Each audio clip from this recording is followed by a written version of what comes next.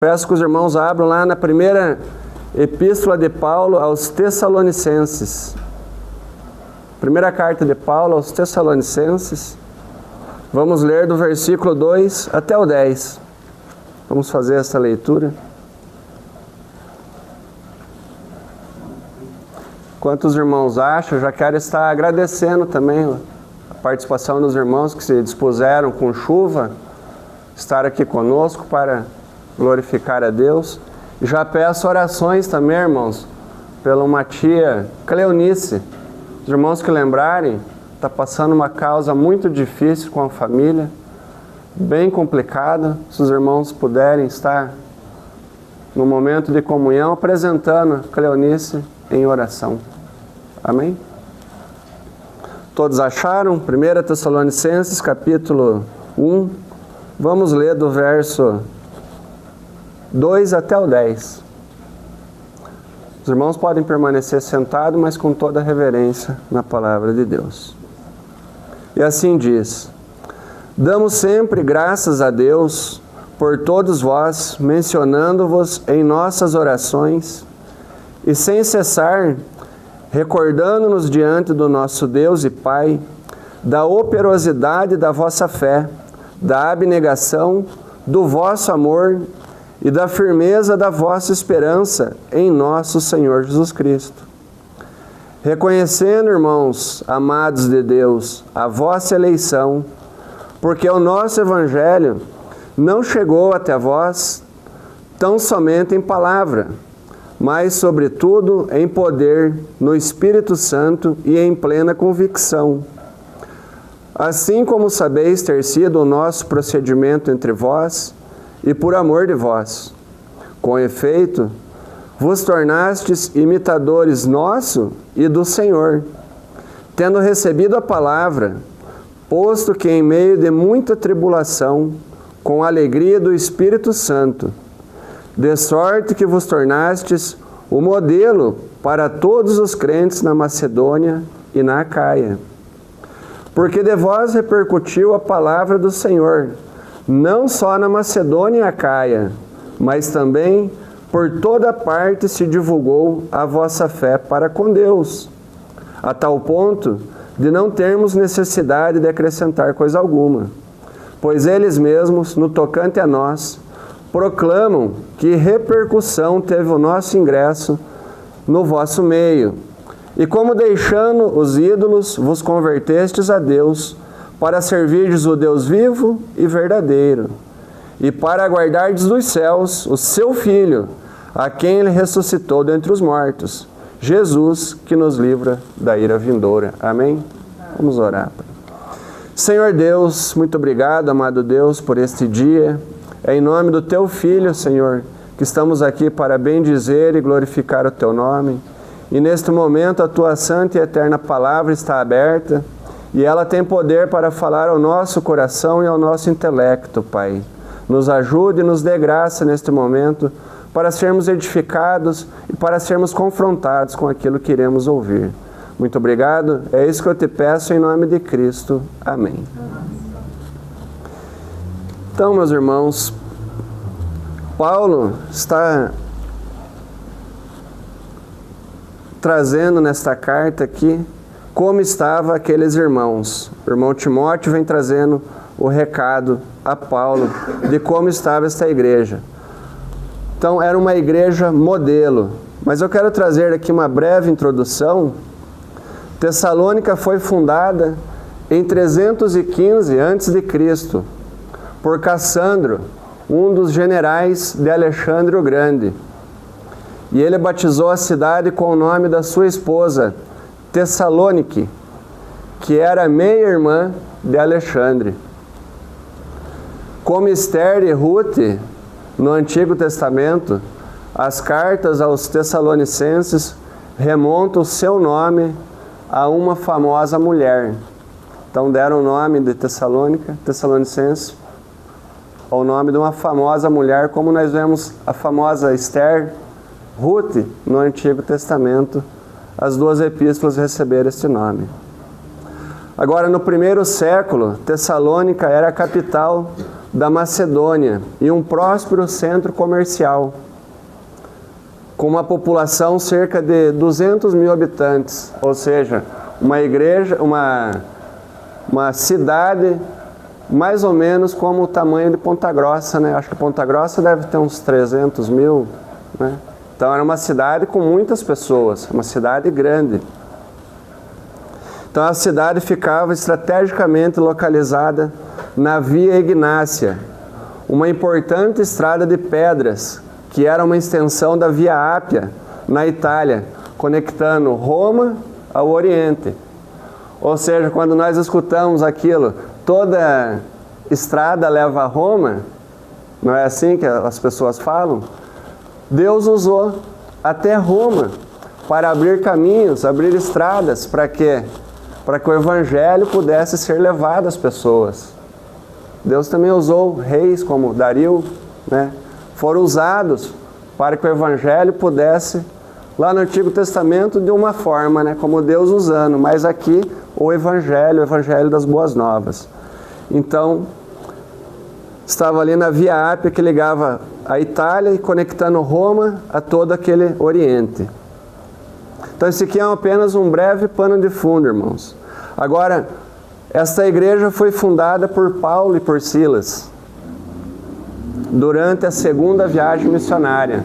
Nós sabemos que em Atos tem 3 viagens missionárias, né? E a quarta, Paulo não conseguiu ir para a Espanha, foi impedido, mas talvez pela vontade de Deus também, né? Ele fala que foi inimigo, mas Deus não permitiu. Então, nessa segunda viagem missionária do apóstolo, no ano 50 depois de Cristo. Quando aconteceu? Após a prisão e a soltura de Paulo e Silas em Filipos. O que eles fizeram? Viajaram cerca de 160 quilômetros até chegar a esta primeira cidade, Tessalônica. Foram pela Via Egnácia, porque era a cidade mais importante da região, ou seja, vamos para lá pregar o Evangelho. Esta aqui é a cidade maior, então dali vamos estar pregando e depois terá outras distribuições do Evangelho por aí. Então, enquanto Lucas e Timóteo foram deixados em Filipos para apoiar a igreja ali recém-estabelecida, mais tarde Timóteo se reencontrou com Paulo e Silas em Bereia. Quando nós olhamos lá para Atos 17, do versículo 10 ao 14, vamos ver este encontro. Paulo foi expulso com Silas. Ele chegou lá para pregar, mas os fariseus, os judeus, expulsaram de lá. Então eles foram dispensados. E Paulo, preocupado com aquela igreja, quem está pastoreando? Como ficar esses irmãos nesta nova caminhada? Ele ficou preocupado com aquilo e enviou seu discípulo Timóteo para ver como estava. Então, quando Paulo e Silas entram em Tessalônica, o ministério deles provavelmente foi o primeiro ministério, o primeiro evangelho a ser pregado, foi quando Paulo e Silas chegaram ali, naquela cidade. Então ali, nesta carta, está registrando os resultados incríveis do Evangelho, o poder do Evangelho pregado verdadeiramente. Assim como nós vimos na igreja ali, pequenininha, mas está lá, sendo pregado. Os resultados, às vezes, nós não vemos. Ficamos até preocupados. Como ficou aquelas pessoas no qual nós falamos do Evangelho? Como eles estão agora? Mas se Deus falou verdadeiramente, e Deus fala poderosamente, e eles receberem, como diz no texto, no poder, no Espírito Santo e em plena convicção, o Evangelho vai caminhar, o Evangelho vai progredir, o Evangelho vai em frente. Então, Atos 17, do 1 ao 9, registra esses incríveis resultados daquele ministério. E o que enfatizou ali Paulo em Atos 17? Vemos 3 pontos ali. Em Atos, o Messias do Antigo Testamento tinha que sofrer e ressuscitar dentre os mortos. Está em Atos 17, 3. Então Paulo chega ali e enfatiza isso. Segundo ponto, Jesus é o Messias prometido. Atos 17:3. E terceiro ponto, Jesus é o Rei que retornará à terra para reinar. Atos 17:7. Com tudo isso, em poucas semanas, um pequeno grupo de tessalonicenses veio a conhecer o Evangelho. O texto relata talvez 3 sábados, mas provavelmente ele ficou mais do que 3 sábados ali. Por quê? Porque em apenas 3 sábados talvez não daria tempo desta igreja se firmar ali. Alguns eruditos dizem que passou mais de alguns meses, né? Alguns comentaristas, mas foi isso que aconteceu. Agora, irmãos, o que o texto diz? De sorte que vos tornastes o modelo para todos os crentes, versículo 7. Então nós temos uma igreja modelo. Então, depois dessa introdução, nós vemos que eles se tornaram uma igreja modelo. Agora, o que uma igreja modelo precisa ser e precisa ter? O texto nos diz: recordando-nos diante de nosso Deus e Pai da operosidade da vossa fé. Ou seja, a operosidade da vossa fé era uma igreja ativa. Era uma igreja ativa, que estava caminhando, ela não parou. É diferente ser ativista religioso e ser uma igreja ativa. O ativista religioso é aquele que briga só pela religião. Agora, uma igreja ativa, o qual nós devemos ser, seguir este modelo. Vos tornastes modelo para todos os crentes na Macedônia e na Acaia. Então era uma igreja que estava em operosidade da fé. Paulo está recordando diante de quem? De Deus. Diante de Deus. E o texto diz assim: a operosidade da vossa fé, da abnegação. O que é abnegação? É nós deixarmos aquilo que importa para nós e abrir mão dos nossos próprios desejos, os nossos próprios interesses particulares. Então nós devemos, não é que vamos deixar totalmente das nossas obrigações, mas vivermos verdadeiramente para o Evangelho. É nos abnegar das nossas próprias vontades e os nossos desejos. Isto é o Evangelho. É abrir mão. É uma vida que recusa o mundo e agora caminha para Deus, para os interesses de Deus e não para as nossas próprias vontades, negando a si mesmo. Devemos negar a si mesmo e buscar os ensinamentos de Deus, buscar o bem do nosso próximo. Nós não estamos aqui só para nos alimentarmos com a palavra de Deus, mas para buscarmos o bem dos nossos próximos, levando o ensinamento da palavra, levando uma palavra de conforto, uma palavra de edificação para aqueles que nos ouvem. Quando Jesus disse lá em Lucas: quem quiser vir após mim, negue-se a si mesmo, todo dia, e tome sua cruz. Quem quiser ganhar a sua vida, perdê-la. Ou seja, perder aquilo que nós tínhamos, né, que era mais importante. Agora, o mais importante para nós, como cristãos e igreja, é fazer a vontade de Deus, é buscar aquilo que Deus está nos ordenando a fazer. Agora, segundo ponto, ele diz: da firmeza da vossa esperança em nosso Senhor Jesus Cristo. A firmeza da vossa esperança em Cristo significa perseverar paciente, aguardando a volta de Cristo. É isso que eles estão falando.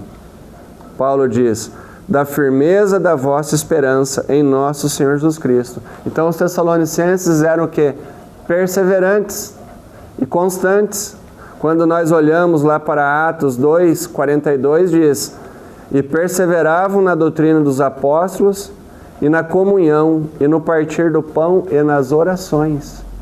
Então a igreja precisa perseverar. Precisamos mesmo em dificuldades, estarmos aqui, como estivemos ontem ali na casa do irmão, reunidos, perseverando na doutrina, na comunhão e no partir do pão, como foi ministrado na ceia. E também no quê? Nas orações, o texto diz. E ali no versículo 46 de Atos, ele diz assim, ó, diariamente perseveravam unânimes no templo, partindo o pão de casa em casa, e tomavam suas refeições com alegria e singeleza de coração. Fazendo o quê? Louvando a Deus e contando com a simpatia de todo o povo. E enquanto isso, acrescentava-lhes o Senhor dia a dia os que iam sendo salvos. Aonde? Na igreja. Era acrescentado dia a dia na igreja. Nessa tradução não está, mas na fiel vai dizer, e acrescentava-lhes a igreja. Então isso é o que nós precisamos, levar a palavra, proclamar o evangelho, para que as pessoas sejam salvas e sejam acrescentadas também na igreja local. Precisamos fazer a nossa parte, precisamos ser perseverantes. Então é isso que Paulo está enfatizando. Firmeza da vossa fé na esperança do Senhor Jesus Cristo. Então o Evangelho tinha chegado até eles não somente em palavras, mas sobretudo em poder no Espírito Santo, com plena convicção. A igreja precisa ter plena convicção. As pessoas às vezes pensam que estão convertidas, mas às vezes estão convencidas. Hoje mesmo, conversando com uma pessoa, quando nós fomos ali fazer a visita, a pessoa pensa que ela precisa continuar fazendo algo para a salvação. Vai passar a vida inteira tentando e provavelmente não será salva. Porque a palavra diz, aquele que crê não é condenado, mas aquele que não crê já é condenado. Não é o que nós fazemos, mas é o que Cristo fez por nós. É isso que nós temos que ter em mente. Então, o texto diz assim ali no versículo 5. Porque o nosso Evangelho não chegou até vós tão somente em poder, mas sobretudo em poder no Espírito Santo e em plena convicção. Agora, reflexão para nós. Você tem essa plena convicção? Devemos ter. Se você não tem esta plena convicção, porque talvez você ainda não entendeu o Evangelho. Aqueles que estão nos acompanhando pela rede social, você tem que ter esta plena convicção. Você tem que crer verdadeiramente. Mas não é no seu poder. O texto diz, no poder do Espírito Santo. Assim como sabeis ter sido o nosso procedimento entre vós, e por amor de vós. Por amor de vós. Com efeito vos tornastes imitadores do nosso Senhor, e tendo recebido a palavra. Ou seja, precisa ouvir, precisa ter o Espírito Santo agindo, mas precisa receber a palavra. Às vezes é pregado, é falado, é enfatizado, é orientado, mas a pessoa não recebe. Não adianta nós falarmos. Então, precisam crer, ter convicção. Recentemente, nós conversando com o irmão, um querido amigo nosso diz, eu não vou mais na igreja porque a minha família, o meu pai, a minha mãe são de tal denominação. Agora, a denominação vai salvá-lo? De maneira nenhuma. Eu prefiro permanecer ali. Agora, talvez, se o meu pai, a minha sogra, o sogro, ou meus cunhados estão indo, caminhando para o abismo, caminhando para o inferno, só porque é minha família. Não, minha família nasceu aqui, eu vou permanecer ali? Vai ser condenado. Então nós temos que receber a palavra. Devemos receber a palavra de Deus. Salvação individual. E é isso que nós temos pregado. É isso que nós temos enfatizado. Então, o texto diz, e eles tendo recebido a palavra, posto que em meio do que? De muita tribulação.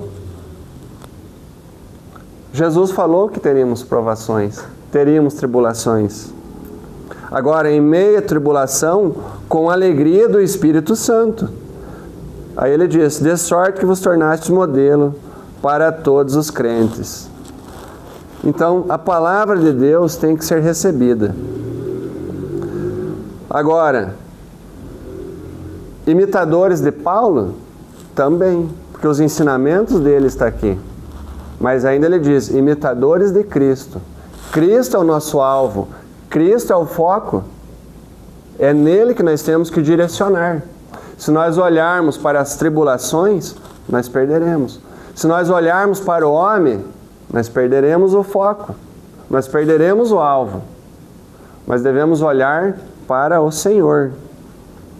Então é isso que precisamos.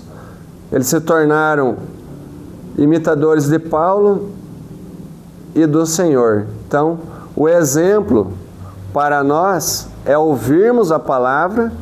Para nos tornarmos imitadores, precisamos o quê? Ouvir a palavra e sermos o quê? Praticante. Não é isso que Tiago diz? Não seja somente ouvinte, mas seja praticante.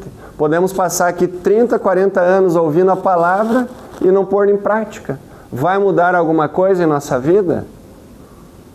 Cremos que nada mudará, porque não praticamos aquilo que ouvimos. Como seremos edificados? Agora, é fácil praticar a palavra de Deus, pôr em prática? Não é fácil. Mas por isso nós temos o auxílio do Espírito que está junto. Então, quando vemos ali, eles prosseguem, versículo 8, porque de vós repercutiu a palavra do Senhor, não só na Macedônia e Acaia, mas também por toda parte se divulgou a vossa fé para com Deus, a tal ponto de não termos necessidade de acrescentar coisa alguma. Então, primeiro ponto, para ser uma igreja modelo, tem que ser uma igreja ativa. Segundo ponto, uma igreja que testemunha. Precisamos divulgar, contar aquilo que Deus fez na minha e na sua vida. Mas, irmãos, não é só pelo testemunho que as pessoas são salvas, de fato. O modelo, para que melhor modelo do que Jesus? E no final do seu ministério, quantos estavam com ele? Muitas poucas pessoas. Poucos que estiveram ali. Então, mas foi pelo testemunho ruim de Jesus? Não. Foram porque eles não receberam a palavra. Para que testemunho melhor? Mas mesmo assim, a igreja precisa ser uma igreja que testemunha. A igreja precisa ser ativa, precisa testemunhar. O texto diz que a palavra repercutiu. Por vós repercutiu a palavra do Senhor. Qual era o assunto deles? O assunto deles não era política, não era futebol, não era a última série da Netflix. Talvez os crentes hoje estão dando mais importância para a política, são mais ativistas políticos do que ativistas da causa do Evangelho. Sabe, é 11 ministros que tem? É 12. Talvez saibam os números, os 11, né? 11, 12. Sabe o nome de todos os ministros, mas quantos lembram do nome dos 12 apóstolos? Quantos lembramos do nome das 12 tribos? Então isso nós devemos refletir. Será que nós não estamos dando mais importância para a televisão, para a internet? Isso aqui é um recado para mim. Porque às vezes você pega o celular para olhar ali qualquer coisa. Mas é uma pregação ou uma mensagem muito rápida, que isso é para dominar, para nos dopar. E estamos ali, olhando. Sabemos tudo o que está passando na internet, mas não lembramos da palavra de Deus. Não testemunhamos da palavra de Deus. Chegamos para conversar com as pessoas de fora. Nosso assunto flui. É tão fácil fluir. falar sobre política, mas como vai longe. E se for falar de futebol, então? Então vai, nossa, o time lá, o jogador tal, a televisão, a última receita de comida. Isso é muito fácil. Temos assunto para tanto tempo. Agora, quando sentamos para ter um tempo de comunhão como estivemos ontem, às vezes senta todo mundo meio calado. Ontem foi uma benção, louvado seja Deus, né? Até a irmã Josélia comentou, como é bom, está tudo reunido, fechado, até ecoou os cânticos, né, irmã? Chegou a aumentar, faltou a irmã Sandra lá, na próxima está lá com o violão, com o piano, né, Sandra? Mas é este o assunto do crente, testemunhar da palavra. Então o assunto dos Tessalonicenses não era esses assuntos banais. Precisamos falar, temos as nossas obrigações, mas também devemos separar o momento principal, o principal momento para nós testemunharmos de Deus, e isso tem que ser em primeiro lugar, não é o resto. Sabe como que é difícil, irmão? Quando eu estou viajando, como é difícil. Mas eu queria acordar primeiro, 5 horas da manhã, fazer um devocional, dedicar o meu primeiro momento a Deus. E às vezes eu deixo para fazer no fim da tarde, quando nós rodamos 500, 600 quilômetros por dia, com a cabeça cheia. Aí eu vou fazer o quê? Vou dar o resto para Deus. Estamos dando o resto para Jesus. E isso não é bom para nós. Nossa vida tem que ser primeiramente Deus, depois nós fazemos isso. Então precisamos, né, estar em comunhão com Deus, para que Deus nos ajude. Então por toda parte se divulgava a fé deles para com Deus. Era uma fé genuína. Então Paulo e Silas não tinham nada ao que dizer deles. Veja que maravilha, algum irmão poder falar, não, fulano de tal, não tenho nada a dizer, porque o testemunho dele fala tudo, não temos nada o que acrescentar. Foi o que Paulo diz, ó, por toda parte divulgou a vossa fé para com Deus, a tal ponto de não termos necessidade de acrescentar coisa alguma. Como é bom ser uma testemunha fiel, podermos falar de Deus, e muito mais do que isso, as pessoas verem a luz de Deus refletindo em nós, a luz de Cristo sendo refletida em nós, e nós levando esta luz para o mundo. Então a palavra de Deus repercutiu. Foi além da fronteira da Macedônia e da Acaia. A palavra de Deus não pode ficar só nessas 4 paredes. Tem que passar a fronteira daquele muro. A igreja, confissão de fé, e as igrejas têm que levar a palavra de Deus, chegar a todos os lugares. Então precisamos ser testemunha. Terceiro lugar para ser uma igreja modelo. Uma igreja que aguardava o Senhor, no versículo 10. Então, vamos ler o 9 aqui, irmãos. Peço que os irmãos leiam todos junto comigo, versículo 9. Pois eles mesmos, no tocante a nós, proclamam que repercussão teve o nosso ingresso no vosso meio, e como deixando os ídolos, vos convertestes a Deus, para servirdes o Deus vivo e verdadeiro. Para servirdes o Deus vivo e verdadeiro. Não há lugar para idolatria. Deixaram os ídolos e se converteram, para servirdes o Deus vivo e verdadeiro. E no 10 vai dizer, para guardardes dos céus o seu Filho. Então, para servir a Deus vivo e verdadeiro, a igreja não pode ter lugar para ídolos. Mas não é somente ídolos de parede. Às vezes estamos idolatrando o trabalho, pessoas. Tantas outras coisas podem se colocar como ídolos em nossa vida. Às vezes pessoas estão se prostrando diante desses ídolos. Mas devemos o quê? Servirdes ao Deus vivo e verdadeiro. Quando fala ali o verbo servirdes no grego, significa servir como escravo. O escravo é aquele que obedece, que faz a vontade do seu Senhor. Aquele que se entrega, que não questiona. Aquele que vai e faz, não precisa às vezes nem mandar, porque ele já sabe das obrigações, o qual já foi ordenada pelo seu Senhor. Então, quando ele fala, para servirdes o Deus vivo e verdadeiro, é servir verdadeiramente. Eles deixaram os ídolos e se converteram. Então, a igreja precisa estar ativa, testemunhando e também agora aguardando a Deus. No 10 ele diz, para aguardardes dos céus o seu Filho, a quem ele ressuscitou dentre os mortos, Jesus, que nos livra da ira vindoura. Então nós temos que ansiar por esta vinda, aguardar do céu o seu Filho. É isso que a palavra nos ensina, que uma igreja que faz a vontade de Deus, ela espera no Senhor, ela espera no Senhor e espera por Ele. Precisamos aguardar.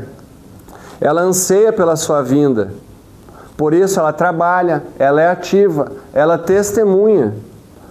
Podemos olhar lá para Tito, capítulo 2, versículo 11 e 14, quando ele fala assim, continuar aguardando do céu a bendita esperança e a manifestação da glória do nosso grande Deus e Salvador, Cristo Jesus.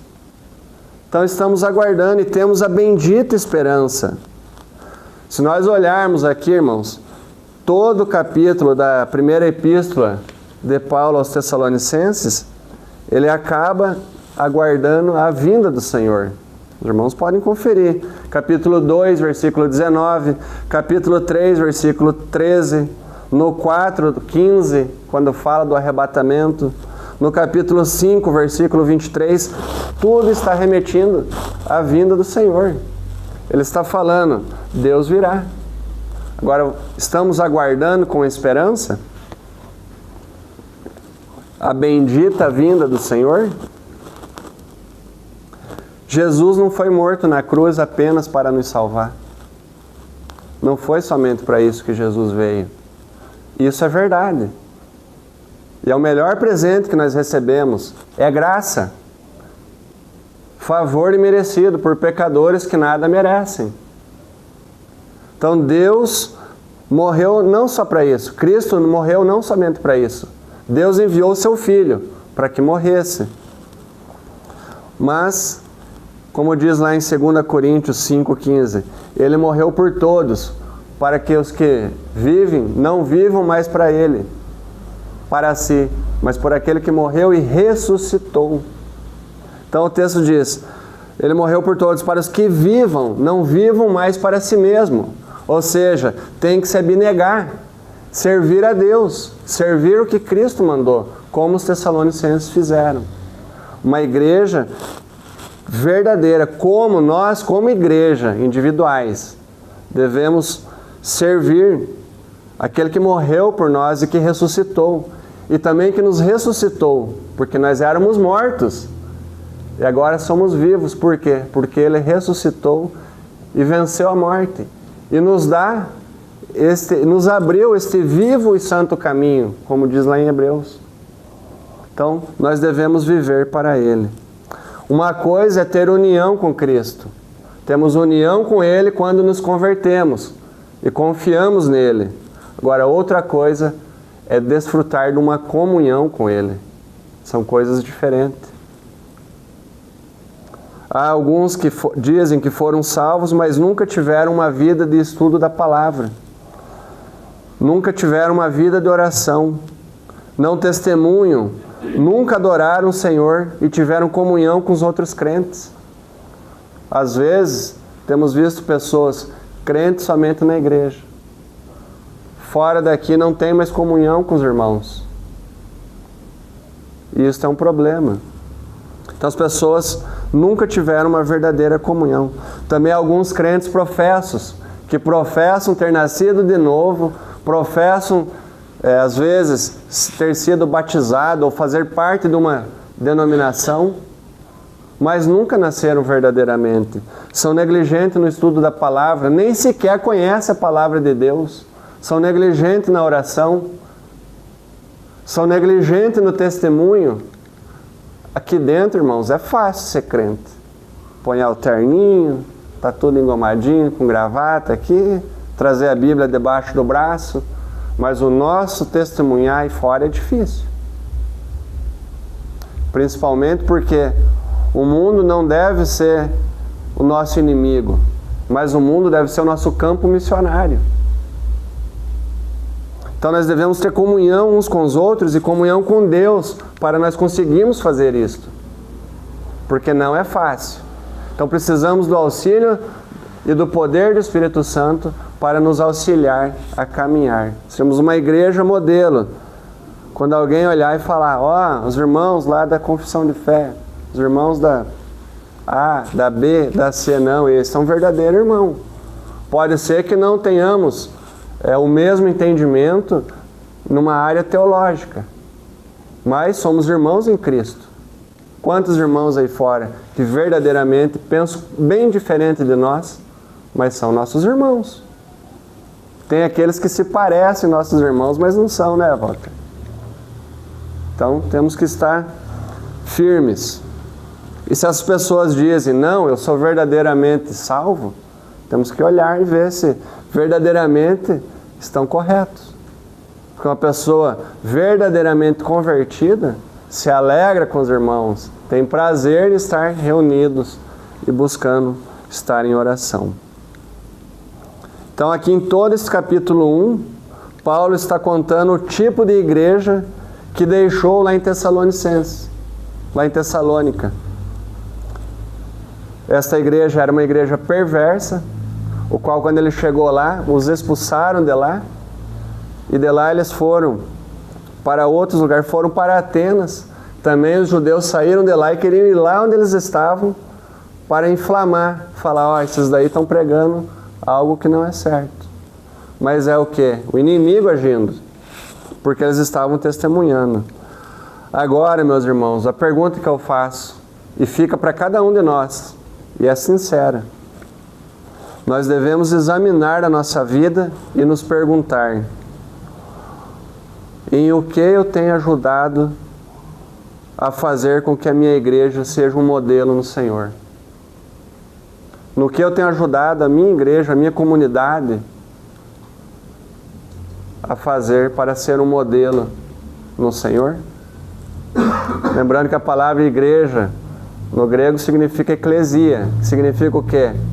Uma reunião, uma assembleia convocada. Hoje está aqui.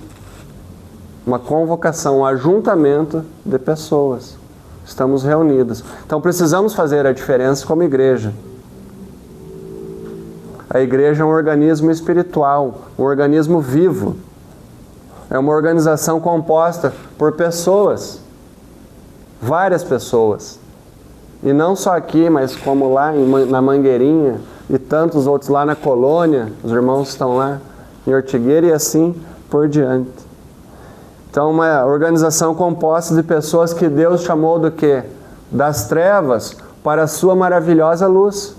Lá em 1 de Pedro 2,9 vai dizer isso. E esse chamado vem diretamente do Senhor, não é de nós. Salvação é completamente de Deus, é dom de Deus. Não há nada em nós que nós possamos fazer. Tudo vem de Deus. Nós devemos só aceitar aquilo que Deus está fazendo.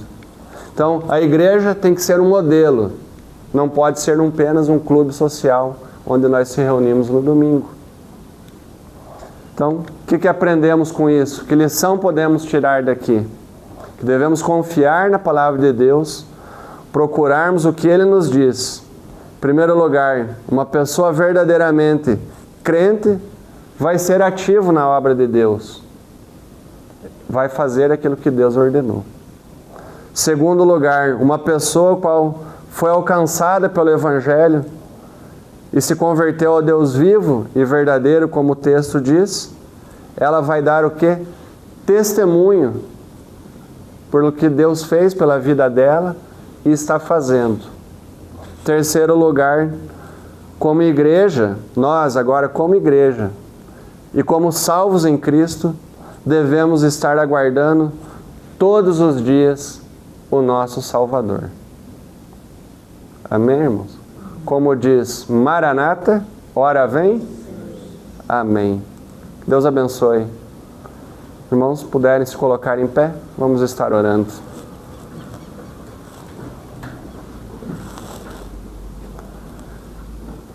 Amado Deus e eterno Pai, é com gratidão, Senhor, que estamos aqui mais uma vez para louvar e bendizer o Teu nome.